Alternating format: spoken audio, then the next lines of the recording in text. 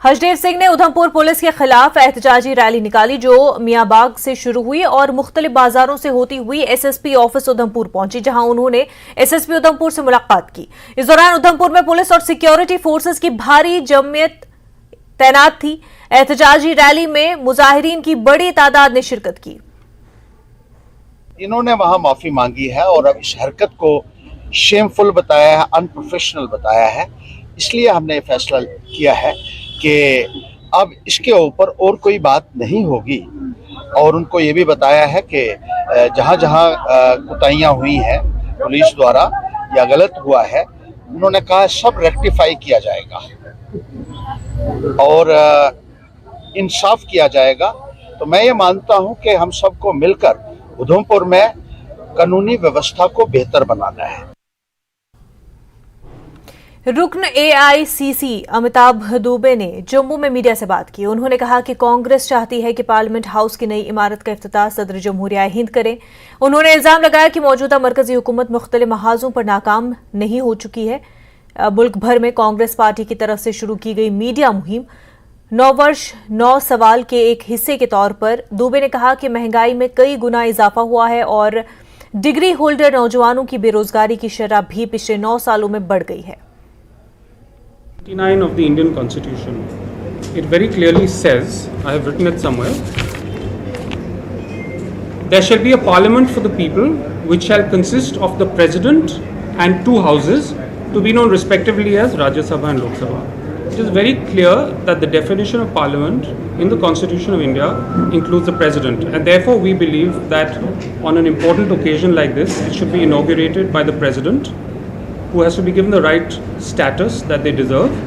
The BJP has talked about what a noble gesture it is to have a president from the tribal background, but if you don't give them the due respect, then it becomes an insult. So we believe that they should follow the Constitution of India.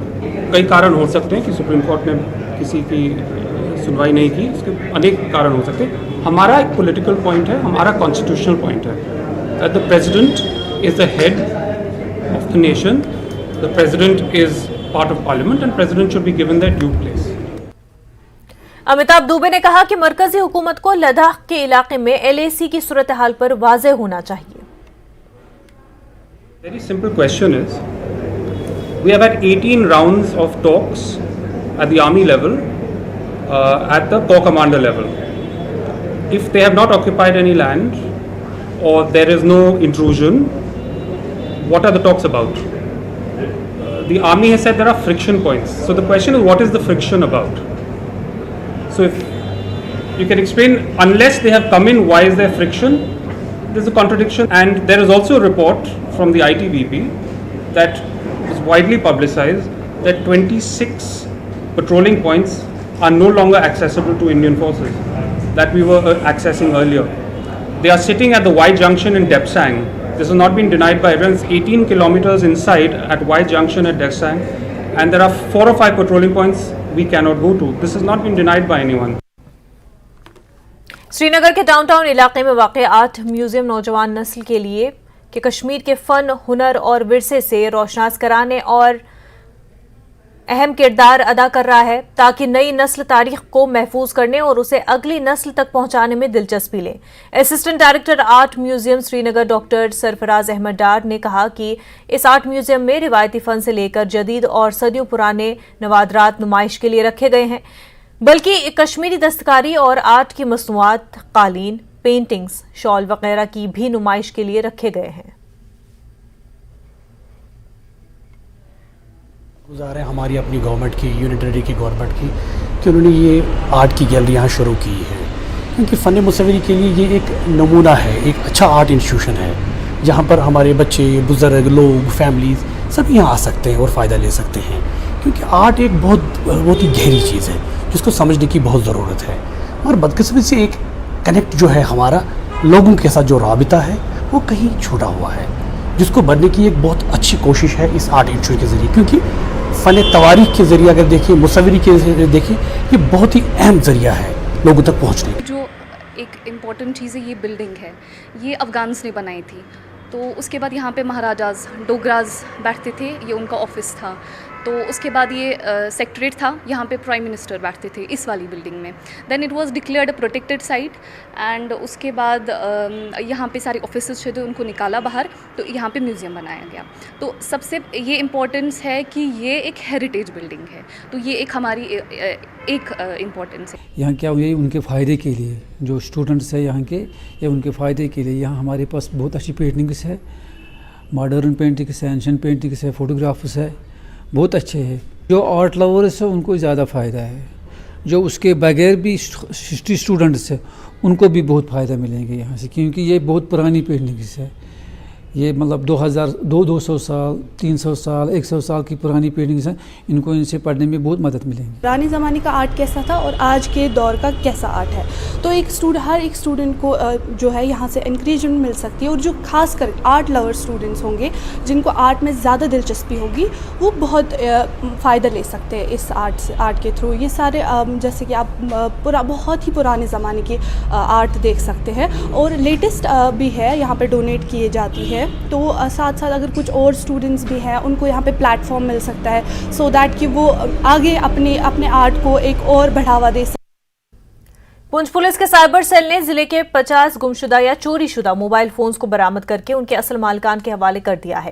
D S P operation کے office میں ایک programme منعقد کیا گیا. D S P operation اعجاز احمد چودھری نے ایک mobile مالکان کے حوالے ان کے موبائل کر دیے. ڈی ایس پی نے عوام کو ہدایت دی کہ وہ اپنے موبائل فون کو محفوظ رکھے. اگر موبائل فون گم ہو یا غلط ہاتھوں میں گر جانے سے مسائل پیدا ہو سکتے ہیں. دشمن موبائل فون کا غلط استعمال کرنے سے فون مالک کو بھی پریشانی کا سامنا ہو سکتا ہے.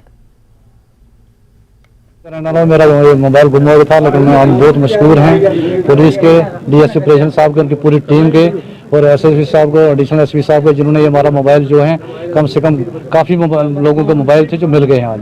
ہم ان کے بہت شکر گزار ہیں, کیونکہ ایک سال ہو گیا, کئی موبائل تھے جو 1 سال کے بعد ملے ہیں.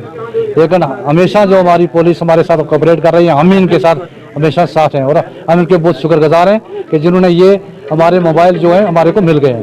یہ جو گم شدہ موبائل تھے جو مسنگ ہوئے تھے, چاہے وہ چوری تو نہیں, میکسیمم لوگ بھول جاتے ہیں, کوئی کہیں ڈال جاتا ہے, لاپرواہی کرتے ہیں, جبکہ یہ ایک ایسی چیز ہے جس میں انسان کے اپنے ذاتی ڈاکومنٹ بھی اس میں آج کل فیڈ کر کے رکھتے ہیں.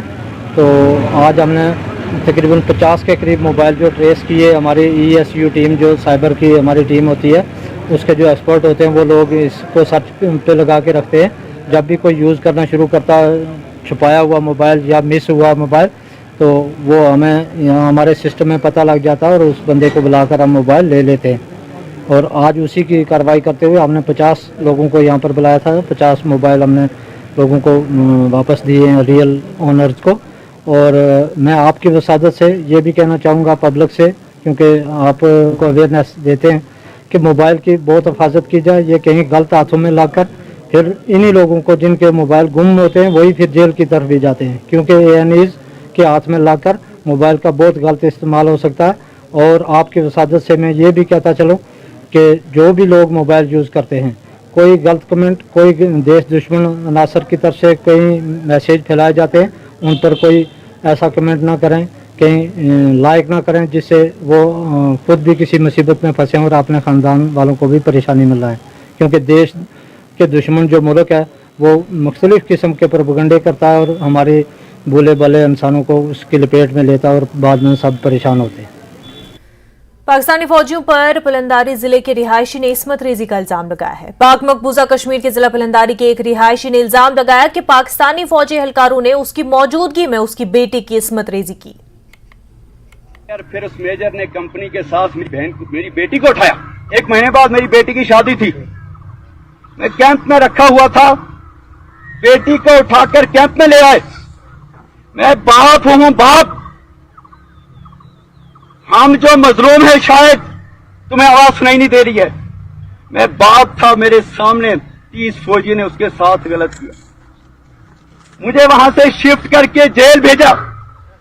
جیلر سے میں نے کہا مجھے پھانسی کی سزا دے دو. میری بیٹی کی 1 مہینے کے بعد شادی تھی. اب میں بابا کہتی تھی, وہ یہ بابا اس کو اپنا چہرہ اب جا کر نہیں دکھا سکتا ہے. پاکستان میں امن و امان کی حالت ابتر ہے، معاشی حالت پہلے سے ہی خراب ہے، سیاسی عدم استحکام کے ماحول میں عوام کا جینا مشکل ہو گیا ہے۔ اب حالات اس حد تک پہنچ چکے ہیں کہ ظلم و جبر کے خلاف مظلوم عوام کو آواز اٹھانے اور احتجاج کرنے کی بھی اجازت نہیں دی جا رہی ہے۔ اسلام آباد میں گزشتہ روز 13 سالہ لڑکی کو قتل کر دیا گیا۔ متاثرین نے احتجاج کرنے کی کوشش کی لیکن پولیس نے متاثرہ خاندان کو احتجاج کرنے کی اجازت تک نہیں دی۔